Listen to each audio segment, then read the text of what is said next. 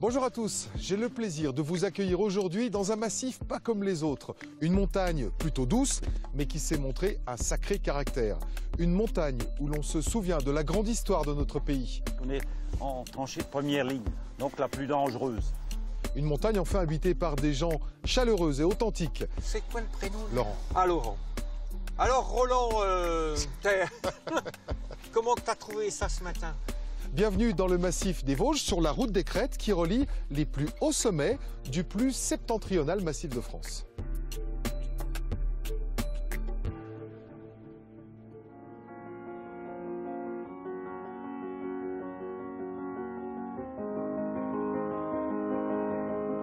La tempête de neige est passée sur les Vosges.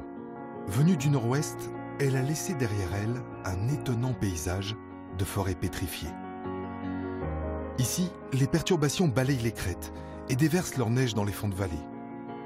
Une montagne aux altitudes modestes, mais au caractère résolument nordique.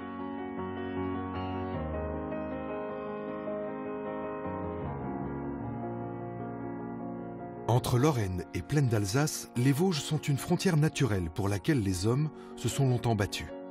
Et dans la montagne, l'histoire a laissé des cicatrices. Au sud du massif, on trouve les vestiges d'un champ de bataille de la garde 14-18.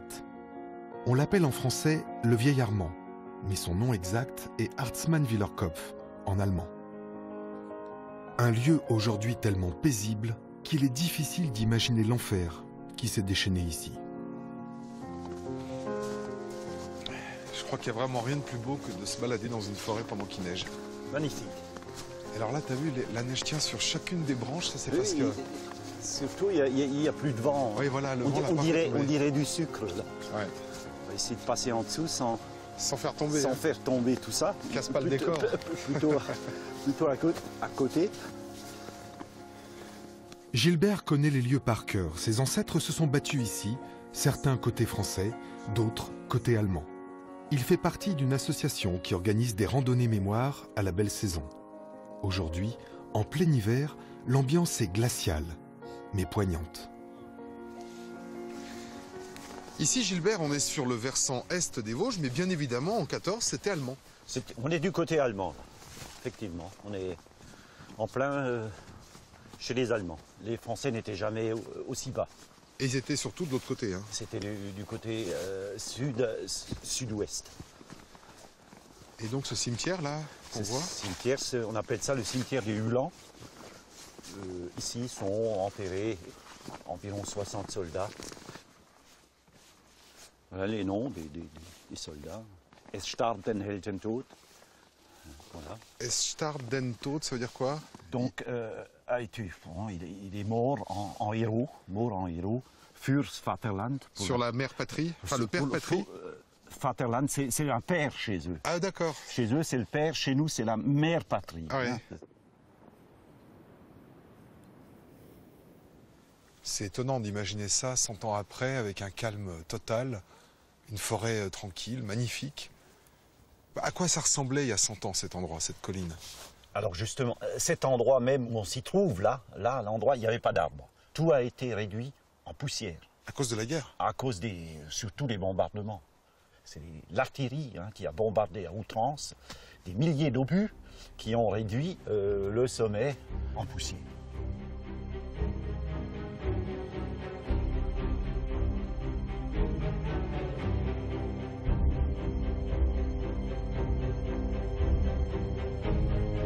Pour se protéger du déluge de ferraille et tenir dans la durée, les soldats des deux camps vont réaliser toutes sortes de souterrains, d'abris, de casemates. À coups de marteaux-piqueurs et d'explosifs, ils vont s'enterrer peu à peu dans les entrailles de la montagne, pour mieux se préparer à l'assaut.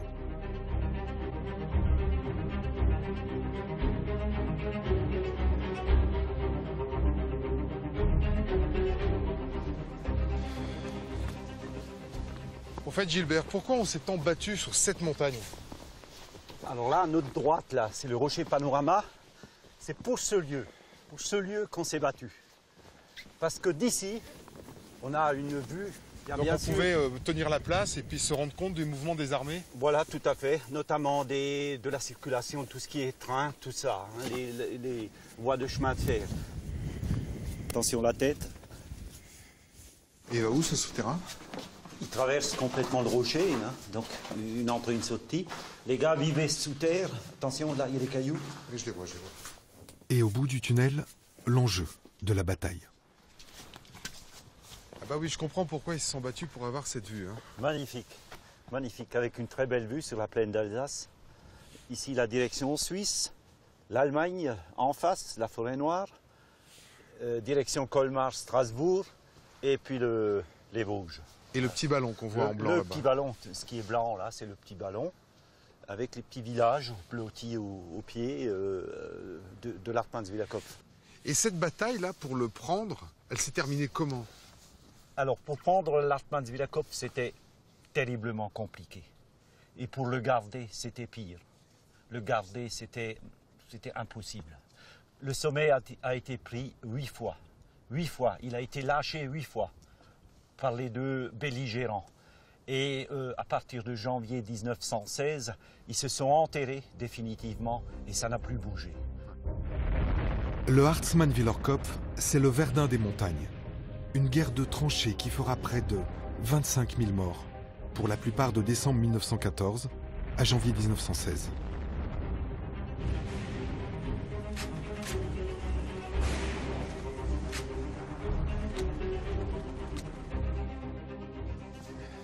Il y en a beaucoup des tranchées comme ça ici, Gilbert? Ben, écoute, en fin de guerre, il y en avait à peu près 90 km de tranchées. Ah oui, sur cette montagne? Sur cette montagne. C'était probablement un peu plus profond à l'époque, certainement parce que les têtes ne devaient pas dépasser, ça c'est clair. Et toute cette forêt de barbelés, de ferraille, là, c'était aussi un dispositif de protection? Ah oui, les pare-grenades, là, vous voyez, là. Ouais. C'était pour éviter qu'une grenade ne tombe dans la tranchée, là, parce qu'on est en tranchée de première ligne, donc la plus dangereuse. J'imagine ce que ça devait être de passer un hiver ici.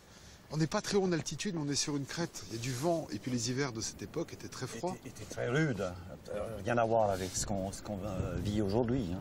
Du moins 15, moins 20, c'était chose courante, sur plusieurs jours. Ouais. Les gars ne rentraient pas, ne descendaient pas le soir hein, pour se chauffer. Non, non, ils restaient là 2, 3, une semaine. Le gars qui avait les pieds mouillés, c'est sûr, il ne pouvait pas faire se réchauffer en première ligne à cause de la fumée. Il n'avait pas le droit de faire du feu. Et donc les gars ont beaucoup souffert par les pieds mouillés. C'était la première des choses, c'était les pieds qui ont été atteints. Un peu plus loin et un peu plus bas, Gilbert m'emmène maintenant au Mémorial national et à la nécropole. Plus de 1200 tombes, c'est-à-dire une infime partie de tous ceux qui sont morts ici.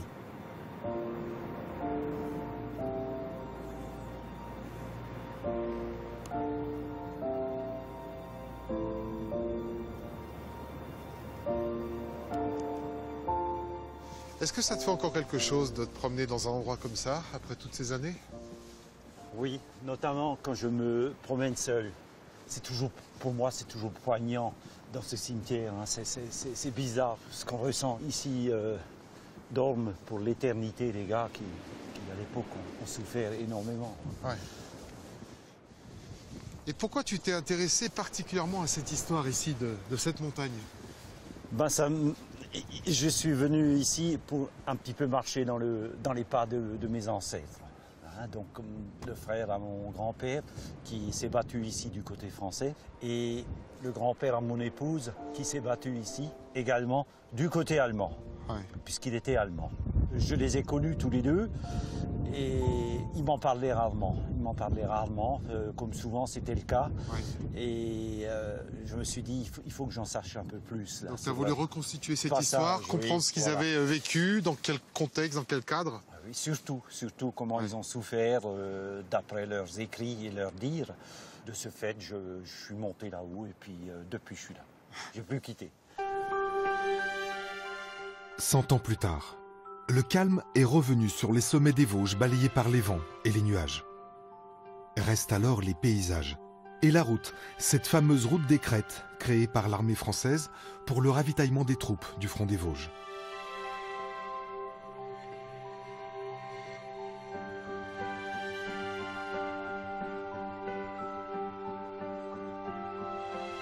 88 km de route, en passant par les hauteurs, au pied des plus hauts sommets comme le Grand Ballon ou le Honeck.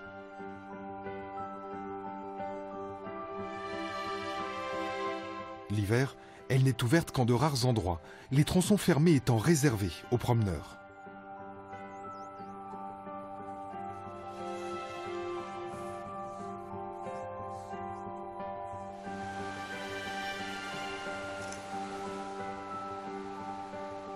Sous le col de la Schlourte, je découvre un petit vallon isolé avec son torrent et ses maisons typiques.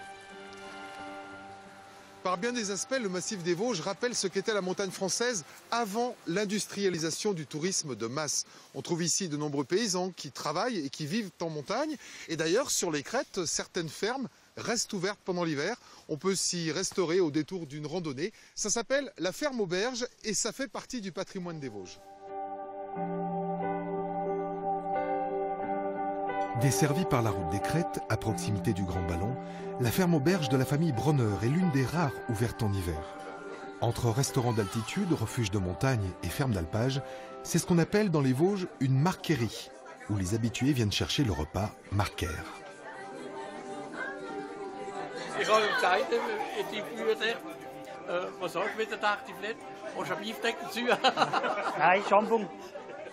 Alors, de typiquement vosgien, c'est le repas marquaire.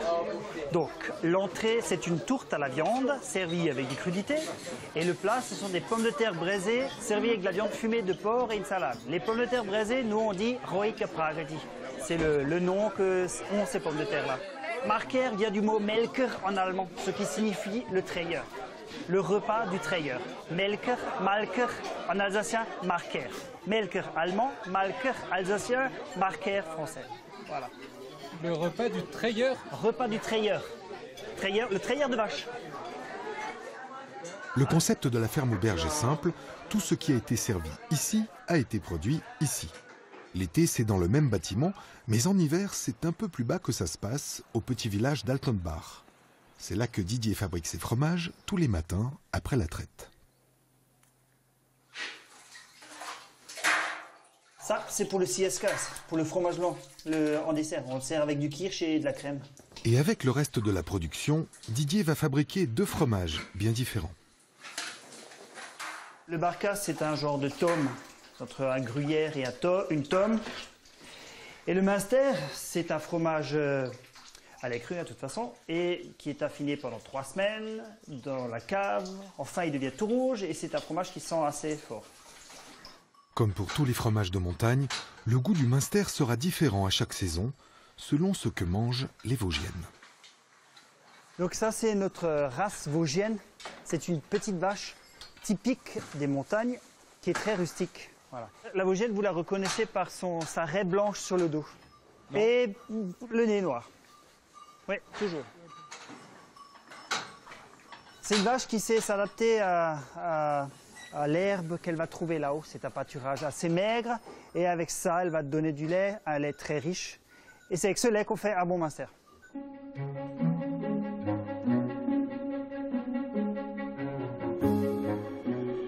En hiver, les pâturages qu'on appelle ici Haute-Chaume sont sous la neige.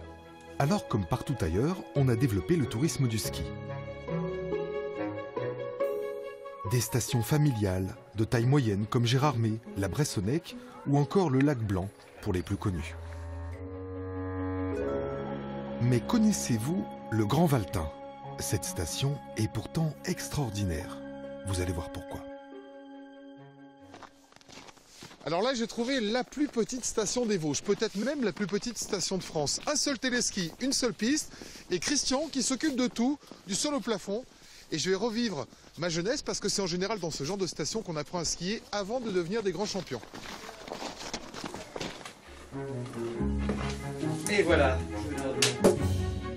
Dans sa cabane minuscule, Christian peut vous louer du matériel. Ça n'est pas du dernier cri, mais n'hésitez pas, ça fait partie du sketch. Donc tu es champion olympique, tu skis une fois tous les 4 matins, 3 fois tous les 4 dimanches. Un peu tous les 2 jours. Tous les 2 jours de mon métier. Très très bien. Combien il fait le monsieur, plus de 40 kilos? À peine plus. Bon, très bien. Tu peux doubler par 2 et en rajouter un peu. Il a des skis, il a des chaussures. Ouais, il a juste un problème de semelle, il va la remettre droite et puis ça va aller mieux. Il y a une nichée de rats dans le... Non, les souris. Allez, attends. Non, mais c'est la semelle. Mais sinon, on peut en trouver les autres. Hein. Non, non, mais regarde, c'est la semelle qui est J'ai un de la peu... ressource. Alors, oui. toi, tu t'occupes absolument de tout ici. Ah ben, je suis obligé de m'occuper un peu de tout, puisqu'on n'est que deux pour faire tourner la chose. Donc, mon collègue donne les perches là où t'es les skis. Moi, je m'occupe de la caisse d'allocation. Mais avant de démarrer, il faut damer la piste, il faut parfois dégager le parking. Eh oui. Donc, sans compter la maintenance et le secourisme. Allez, manque plus que le forfait. Et voilà, c'est prêt. Ah, ça c'est collector. Tu sais comment c'est que ça s'installe. Ah oui, j'étais vivant dans les années 70. Ça, Hop. les plus jeunes d'entre nous ne savent pas que des forfaits pouvaient se scotcher comme ça Ouais. sur un blouson. Allez, c'est parti. À nous la montagne. Attention, à 3000 mètres, il y a des crevasses. D'après Christian, le Grand Valtin n'est autre que la première station de ski des Vosges. Enfin, par sa date de création. Car c'est son grand-père qui l'a construite en 1965.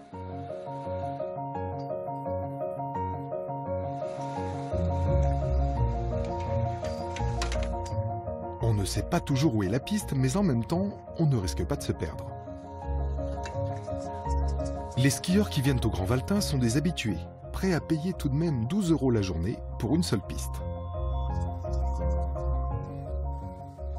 C'est pratique pour débuter ces petites stations. Ah oui, tout à fait. En fait, c'est vraiment l'idéal, d'autant que nous, on a enfin, mes parents ont un chalet un tout petit peu plus haut, donc on vient à pied. On a un petit chariot là-bas. Et du coup, c'est parfait. En fait, on est en toute confiance. On sait que les enfants sont pas loin. Et la piste est idéale pour apprendre à skier. Ils ont appris à skier dans les deux, là, ici. Puis ce qu'il y a de bien dans les Vosges, c'est qu'il y a quand même des stations un peu plus grandes, pas très loin, Voilà, le col pas de très la loin. Chlourte. Par exemple, oui. Donc quand ils savent bien faire, on peut y aller, quoi. Voilà, exactement. On passe au cran au-dessus. Et ça, c'est important qu'il y ait des petites stations comme ça, qui coûtent quelques euros par demi-journée. Oui, voilà. Parce C'est qu'un très forfait, quand on apprend à skier, ça peut être cher. Hein. Oui, tout à fait. Surtout quand on fait que 2 ou 3 descentes dans la matinée, parce que on apprend aux enfants, donc forcément on fait pas de l'intensif, quoi. On fait du qualitatif, faut apprendre à tourner, à s'arrêter. Alors, c'est quoi le prénom? Laurent. Ah, Laurent. Alors, Roland, comment t'as trouvé ça ce matin? Eh bien écoute, t'as vu la trace là, à côté du téléski, j'ai fait un peu de poudreuse, Ah oui. dure piste. Bon là, on risque pas de se prendre une avalanche, c'est déjà ça. Non, on en a déjà eu 4, il y a eu 17 morts, ça n'est à cause des avalanches ici. Donc, Alors mine de rien, oui. non mais sans rire, Oui. c'est vachement sympa pour les gamins. Ah ben c'est exactement ce qu'il faut, c'est la piste pour débutants. Et il n'y a pas de problème d'enneigement quand même, depuis quelques années, les hivers c'est plus ce que c'était. Ah, nous ici en général on a toujours à environ 1,50 m de poudreuse. Sauf Sauf quand hier. il pleut. Sauf quand il pleut où malheureusement on peut avoir jusqu'à 5 ou 10 cm d'eau. Non mais ça, c'est devenu aléatoire par rapport à l'époque de ton grand-père. Justement on récupère tout ce qui traîne sous les pieds, vous voyez, des gens. Le soir on leur brosse les godasses pour les remettre sur notre piste. Avis aux amateurs, la station du Grand Valtin est à vendre. Le facétieux Christian la propose d'ailleurs sur un site d'annonce bien connu.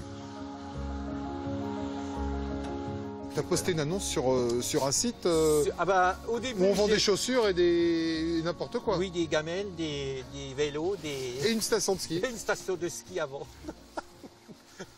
Et il y a des gars que ça intéresse un peu. Oui. Après, bon, comme ça coûte comme un petit peu, ça coûte des sous. Les banquiers aujourd'hui, on a du mal de refaire lâcher quoi que ce soit, donc c'est un peu difficile. Ouais. Mais on a quand même quelques bons contacts, donc ça devrait le faire.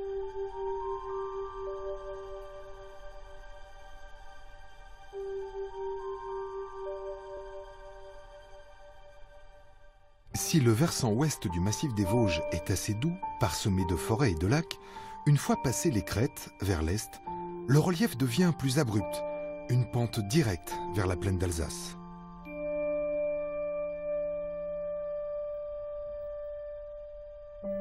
C'est de ce côté que je vais maintenant basculer, direction la vallée de Kaisersberg, petite ville typiquement alsacienne. Au pied des montagnes, changement d'ambiance, de culture et de décors au milieu des vignobles.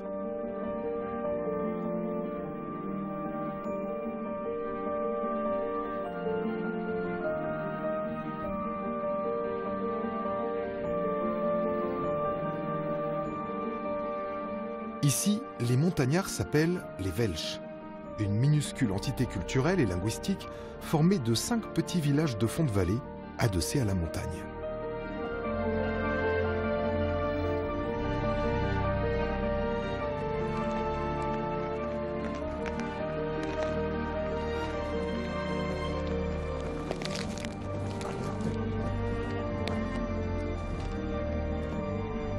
En pleine tempête, je trouve refuge dans une ferme auberge où s'est abrité lui aussi un fidèle représentant du peuple welsh, en pleine discussion avec Claudine, la patronne. Mais je n'en suis encore plus folle ici. Oui, tu Après, passes. il y aurait des chablis dans les montagnes. Oui. Ah, voilà, une étrange qui veut. Donc ça qui veut l'autre là. Bonjour. Bonjour, monsieur. Il y a du vent, hein. Ah, il y a du vent, oui. Ouais. Et il pleut. Faut pas changer, ça fait 2 jours que ça dure. Faut C'est presque vrai. être fou pour se promener par un temps pareil. Vous avez fait comment pour... Bah en fait, Pour sur les atterrir crêtes, il y a de la neige. Moi, j'aime bien ça. Mais un puis quand petit on peu, descend oui. de ce côté, sur l'Alsace, ça passe à la pluie parce qu'il fait plus doux. Ben oui, Je suis content de me poser 2 minutes. Hein. voilà. Je peux avoir un café? Oui, bien sûr, monsieur. Parce qu'on est en Alsace ici, à partir du moment où on passe les crêtes. Ah oui, vous êtes en Alsace. Et vous êtes dans un coin particulier de l'Alsace. Ah bon? Ouais. C'est pas l'Alsace, l'Alsace quoi. Non, c'est un coin particulier. C'est ce qu'on appelle le pays belge. Welsh? Welsh.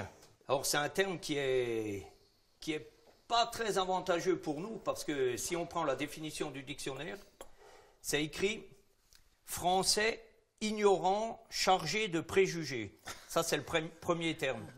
Ensuite c'est écrit homme ignorant, lourd et naïf. Et vous savez pourquoi qu'ils ont marqué ça? Parce qu'ils sont jaloux. Ouais. Ils comprennent pas, voilà. Et avant, les Alsaciens de la plaine, quand on allait, nous, en bas, à l'école, dans la plaine, ils nous traitaient de Welsh. Et maintenant, ils sont contents d'aller se promener dans le pays belge. Ah oui, parce que c'est celui de la montagne, hein, le Voilà. pays belge. C'est Voilà. la partie de l'Alsace qui est adossée au Vosges. Voilà. Alors que l'Alsace est de culture plutôt germanique, le pays welsh est enraciné dans des coutumes romanes. Si l'habitat est assez particulier, avec ses grandes fermes rectangulaires qui s'adaptent au terrain, c'est surtout la langue qui unit les Welsh, une langue aux sonorités étonnantes. Et vous deux, vous parlez en welsh Ah, parfois? Welsh, Voilà. on parle Et ça donne quoi? Vas-y, fais voir alors. Eh Ben, par exemple, là, quand t'es venu, on a quand, dit, quand t'es venu, on a dit, ah, tiens, Voilà. il y a une étrange des fûts de l'œil. aïe, Voilà. une étrange qui veut. Un étrange? Ouais. Ça Un veut dire un Un étranger étranger d'ailleurs qui arrive. Qui vient. Un étranger d'ailleurs, oui, parce qu'il faut Ouais. préciser, Ah bah l'étranger ouais, parce d'ici que- et bah celui ouais, d'ailleurs. quoi. bah ouais. Et pour les amateurs de langues exotiques, il existe même un lexique élaboré par Marc et ses amis de l'Académie patoise. Patois français.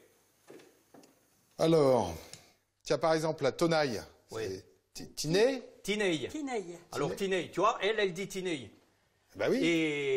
Mais il y a 2 termes. Il y a 2 termes suivant les villages du canton. Il y en a un, il dira Tineille, et l'autre, il dira Entricas. Entricas, ça vient du terme une tricoise en français. C'est un outil qui fait en même temps tenaille et en même temps marteau. Ah oui, Ouais. je sais Le pas que ça marteau existait. d'un côté. Ouais. Et Voilà. tricaille, tricoise, Entricas. antricase, Antricase. un café nord. Et Nord Café. Nord Café. Non, Nord Café, ah on- bah oui, bah, c'est pas facile à Et apprendre à le lait, Vosges, c'est hein. du lait seigle. Bon, et ben moi je vais retourner dehors, là ça s'est un peu calmé, un peu seulement. hein. Oui, pas beaucoup. Ah, quand ça fait pas semblant, hein, quand ça y va, ça y va. Comment on appelle ça? La burne, comme dans le Massif central, là, le vent de nord qui balaye tout, Non, ou nous, c'est un le autre vent nom? du Nord, le vent, c'est la bise. La bise. La bise, oui, bah, comme Ouais. partout. Ouais. La bise.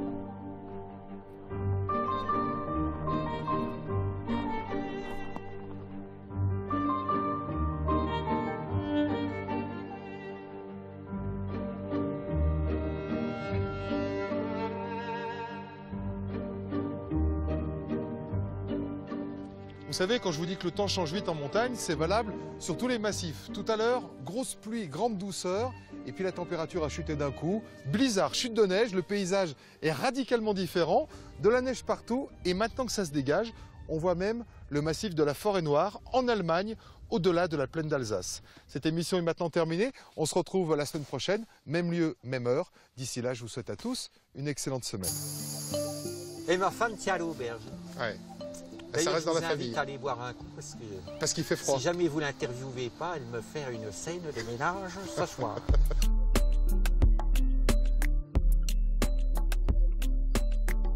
C'est la seule station au monde où on fait des forfaits au poids. Alors tu pèses combien? Comment vous dites Roike prakelti. Roike prakelti. 3-2. Ça veut dire quoi, wesh? Pardon.